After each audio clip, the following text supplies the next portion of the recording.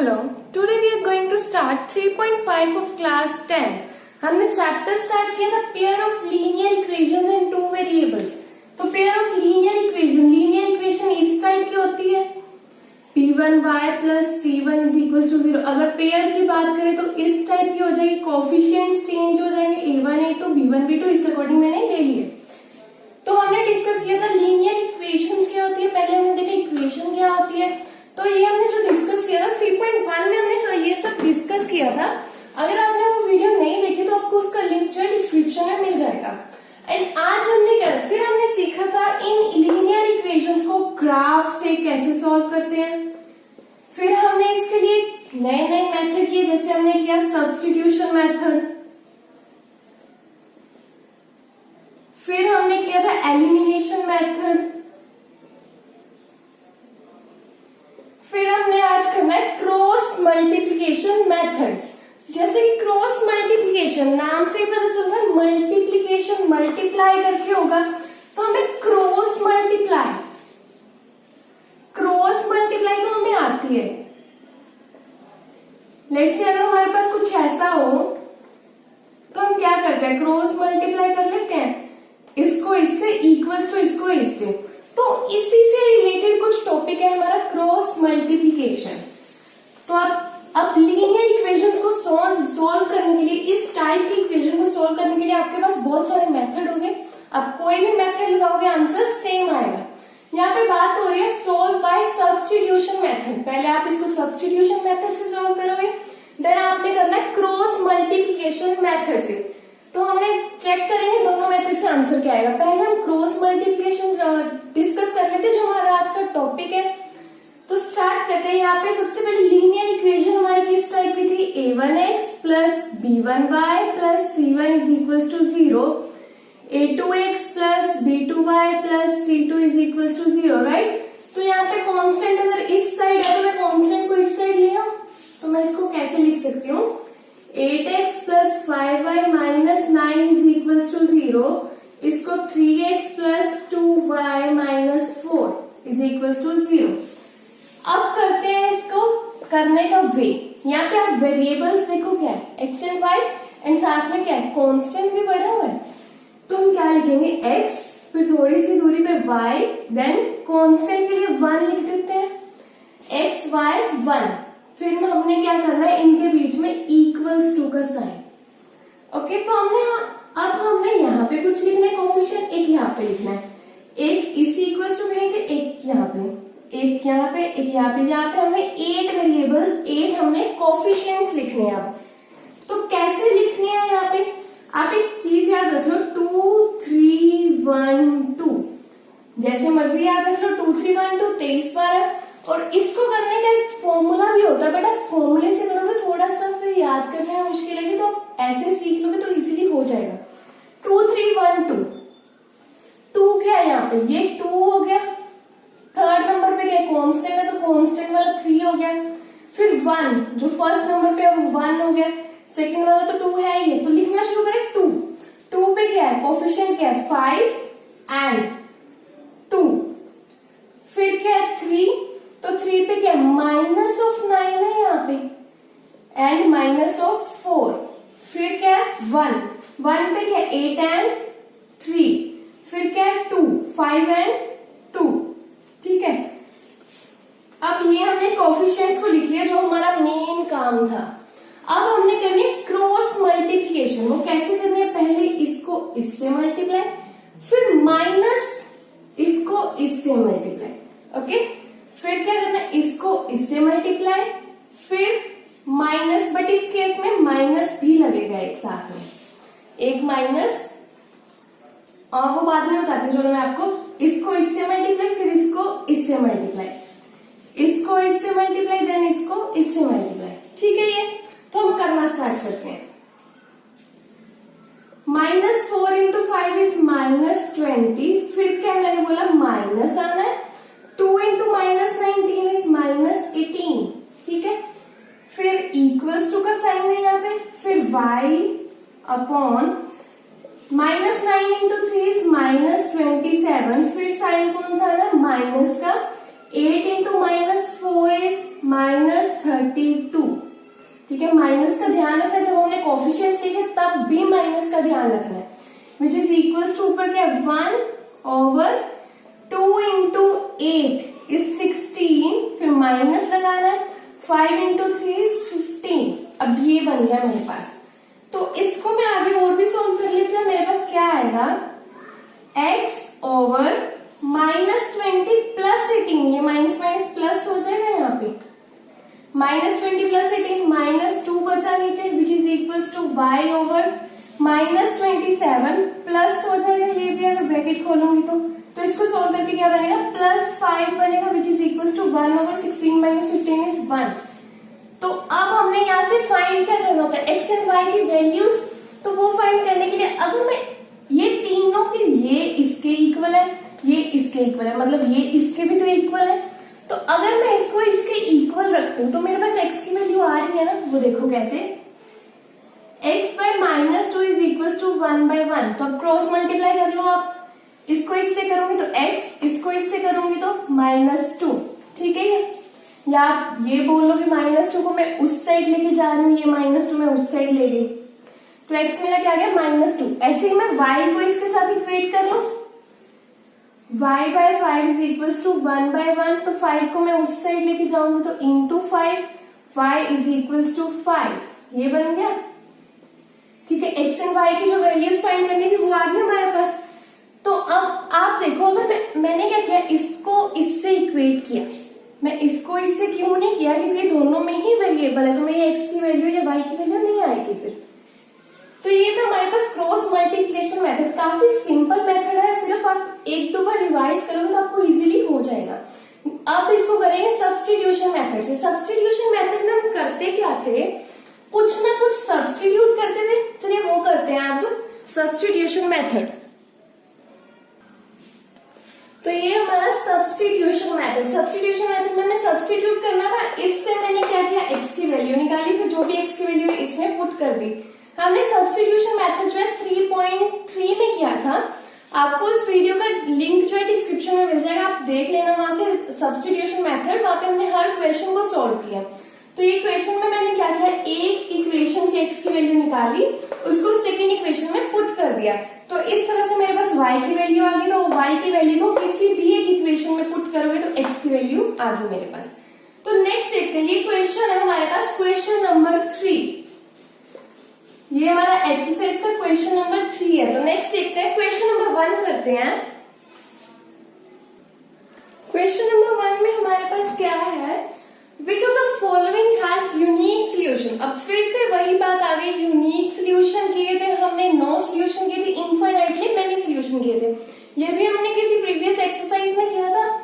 Has unique solution, no solution या फिर infinite solution. आपके रिवीजन के लिए मैंने यहाँ पे लिख दिया, यूनिक सोल्यूशन कब होता था, जबकि इसके coefficients a1 by a2 b1 by b2 के इक्वल ना हो, एंड जब a1 by a2 is equals to b1 by b2 not equals to c1 by c2, तो हमारे पास ये क्या होता था, नो सोल्यूशन। एंड इस केस में हमारे पास पैरेलल लाइंस बनती थी, इस केस में हमारे पास इंटरसेक्ट लाइन बनती थी, एंड अगर तीनों के तीनों इक्वल हो तो हमारे पास इनफाइनाइटली मैनी सोल्यूशंस आएंगे, वो लाइंस होंगे वो कोइंसाइड कर रही होंगी। नेक्स्ट है हमारे पास, in case there is a unique solution, अगर यूनिक सोल्यूशन आया तो फिर find it by cross multiplication method.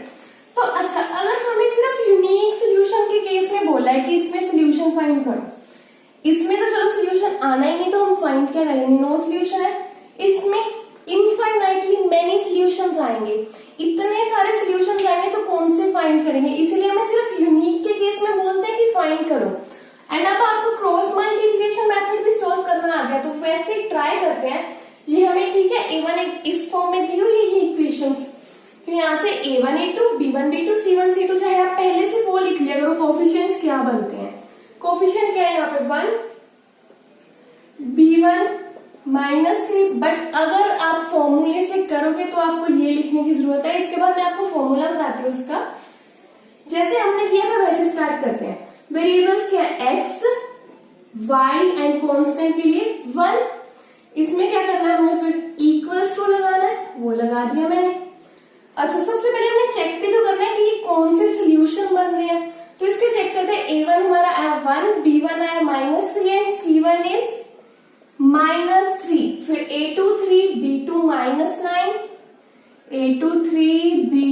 -9, C2 is -2। तो चेक करते हैं A1/A2 क्या बनता है हमारे पास 1/3। तो B1/B2 क्या बनता है ऐसे -3/-9। इसको सॉल्व करूंगी तो 1/3। C1/C2 चेक करो तो मेरे पास क्या आएगा -3/-2, 3/2 आया। तो इस केस में हमारे पास क्या बन रहा है 1/3 एंड 1/3। सो इस केस में हमारे पास A1/A2 is equal to B1/B2 but not equal to C1/C2। ये वाला केस बन रहा है, ये हमने बहुत अच्छे से लिए थे करने, आप प्रीवियस वीडियो में चेक कर लो अगर आपको ये नहीं आता है। तो ये केस बन रहा है हमारे पास नो सोल्यूशन। तो इस केस में हमने कुछ नहीं करना आगे फाइंड, हमारा आंसर यहीं पे खत्म हो गया। नेक्स्ट लिखते हैं सेकेंड हमारे पास जो है, चलिए लिखते हैं यहाँ पे। अब इसका चेक करेंगे, सबसे पहले चेक करेंगे कितने सोल्यूशन बन रहे हैं इसके। ठीक है, तो A1 क्या है यहाँ पे हमारे पास, कंपेयर करके चेक करते हैं हम। A1 2 है, B1 सबसे पहले इसको मैं उस साइड ले जाऊं ताकि ये इस फॉर्म में बन जाए। ठीक है, ये A1 B1 मेरा 1 है, C1 मेरा -5, A2 is 3, B2 is 2 and C2 is -8। तो यहां से क्या करेंगे A1/A2 चेक करेंगे, वो क्या बन रहा है 2/3। B1/B2 क्या बन रहा है 1/2 एंड C1/C2 क्या बन रहा है -5/-8। तो स्टार्टिंग से चेक करेंगे A1/A2 ही B1/B2 के इक्वल नहीं आया, तो ये केस बन रहा है। तो हमारे पास क्या आ गया यूनिक सोल्यूशन। वो कैसे आया, क्योंकि हमारे पास क्या आ गया A1/A2 is not equals to B1/B2। तो यूनिक सोल्यूशन आया। अब हमने क्या फाइंड करना है, क्रॉस मल्टीप्लिकेशन मेथड लगा के इसको सॉल्व करना है, वो करते हैं।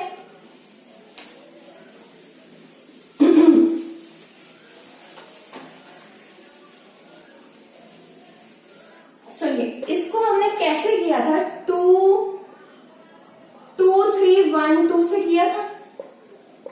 सबसे पहले यहाँ पे कौन से वेरिएबल्स है, x है, y है एंड कांस्टेंट के लिए 1 लिख दिया मैंने। तो फिर क्या करना होता है इक्वल्स टू का साइन लगाना होता है, इक्वल्स टू लगा दिया। फिर 2 सेकेंड नंबर पे क्या है 1 एंड 2 1 2 3, फिर 3 है, 3 पे क्या -5 -8। फिर क्या 1 पे क्या 2 एंड 3, फिर क्या 2 पे क्या 1 एंड 2। तो अब क्या करना है हमें एरोस लगा लेते हैं ताकि कोई कंफ्यूजन ना हो बाद में।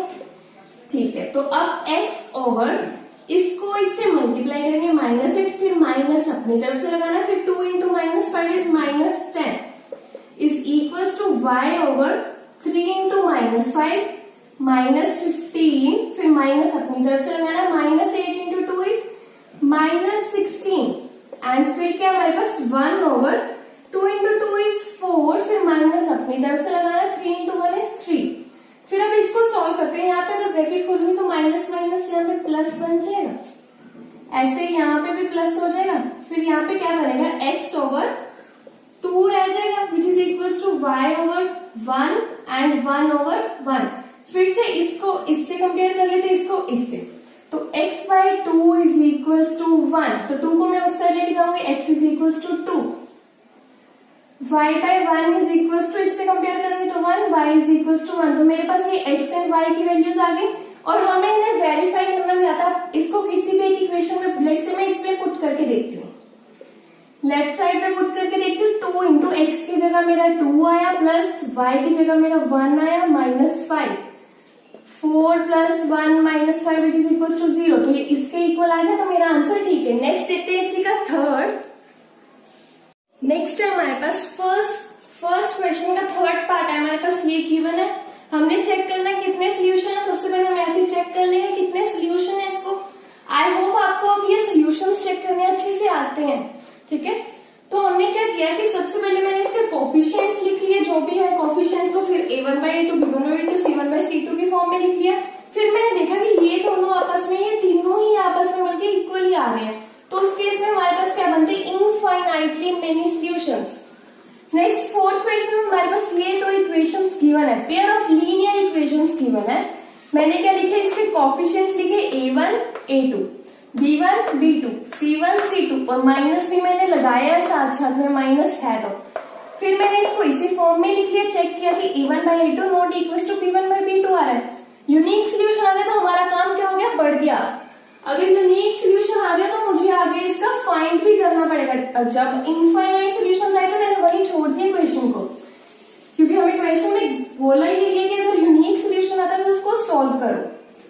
चलिए करते हैं। सबसे पहले वेरिएबल्स क्या है, एक्स, वाई एंड कांस्टेंट। फिर मैं इक्वल्स टू लगा लेती हूँ, फिर 2 3 1 2 इस तरह से लगाना है। 2 3 1 2 2 में हमारे पास क्या है, -3 एंड -3।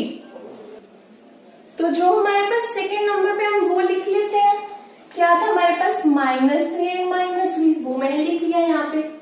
फिर मेरा क्या है 3 में क्या है, -7 -15, -7 -15। फिर क्या मेरा 1 यहाँ पे क्या 1 3 1 एंड 3। फिर क्या 2 पे क्या -3 एंड -3। तो इस तरह से ऊपर हमने 3 लिखे हैं, x y एंड 1। नीचे हमने 4 रोज बनानी है, इसकी 4 कॉलम्स बनाने हैं। ठीक है, तो अब क्या करना होता है, फिर एरो लगा लेते हैं।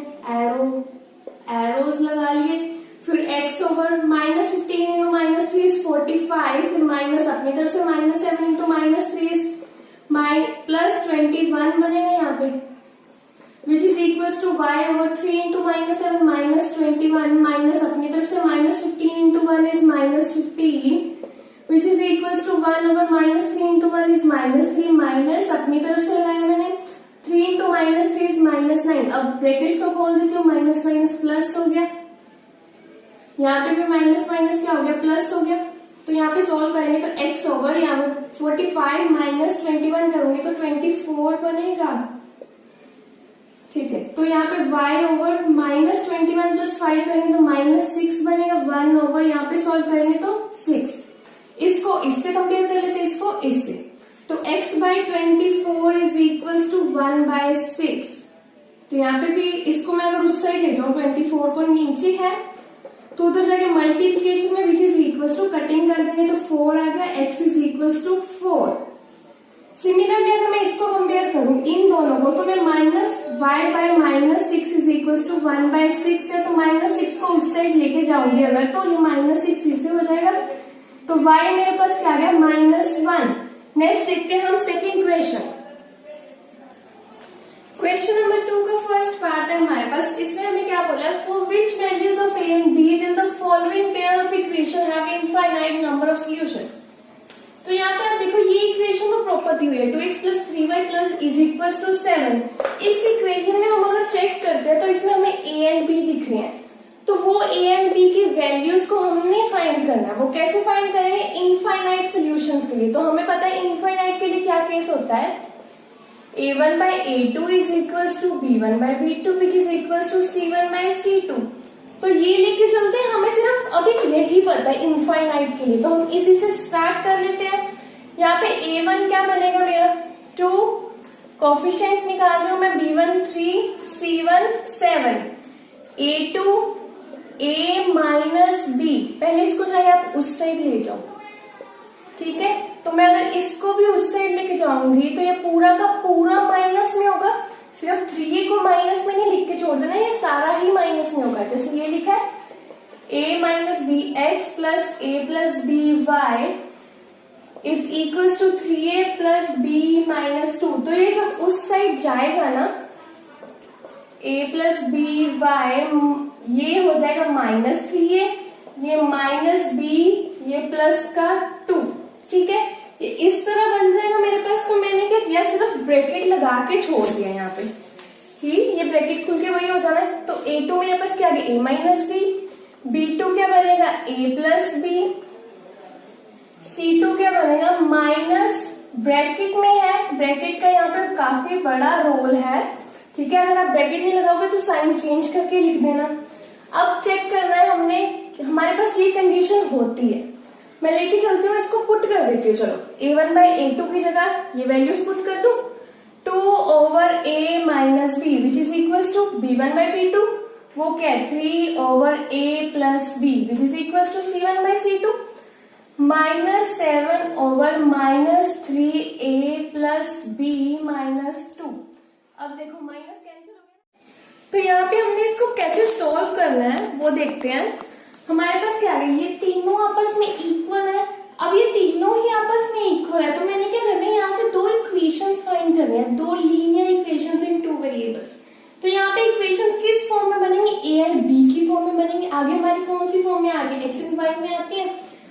पे ए एंड बी की फॉर्म में आएंगे क्योंकि हमने कोफिशिएंट्स की बात कर रहे हैं ना यहाँ पे।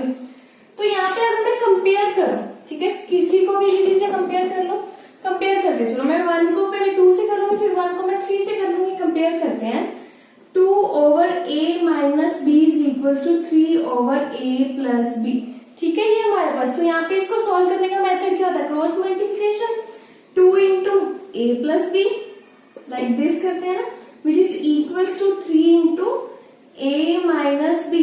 तो इसको सॉल्व करेंगे तो 2 into a, यहाँ पे लिख रही हूं मैं, 2 into a 2a बन गया, फिर plus 2b which is equals to 3a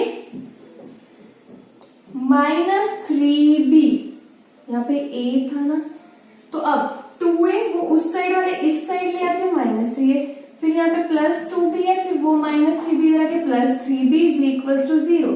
इसको सॉल्व करूंगी, minus a plus 5b is equals to 0। तो मेरे पास ये क्या आ गई, लीनियर इक्वेशन आ गई जो कि a एंड b की फॉर्म में है। अब मेरे को यहाँ से एक इक्वेशन मिली, बट मैंने a एंड b दो फाइंड करनी है। अगर मैंने दो चीजें फाइंड करी तो मेरे पास इक्वेशंस भी दो होनी चाहिए। तो उस दूसरी इक्वेशन के लिए मैं इसको इससे भी कंपेयर कर लूं। पहले मैंने इसको इससे कर लिया, फिर इसको इससे कर लेती हूँ।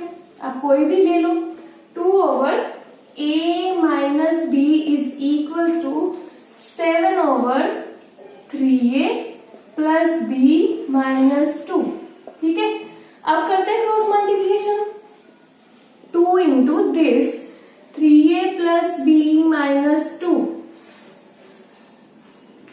which is equals to 7 into a minus b। अब इसको खोलते हैं, 6a plus 2b minus 4 is equals to 7a minus 7b। तो यहाँ से 6a 7a को मैं इस साइड लेके आती हूँ तो ये बन गया प्लस 2b माइनस 7b को इस साइड लेके आऊंगी प्लस 7b एंड माइनस 4 पड़ा मेरे पास यहाँ पे, ठीक है। तो इसके बाद हमारे पास क्या है यहाँ पे,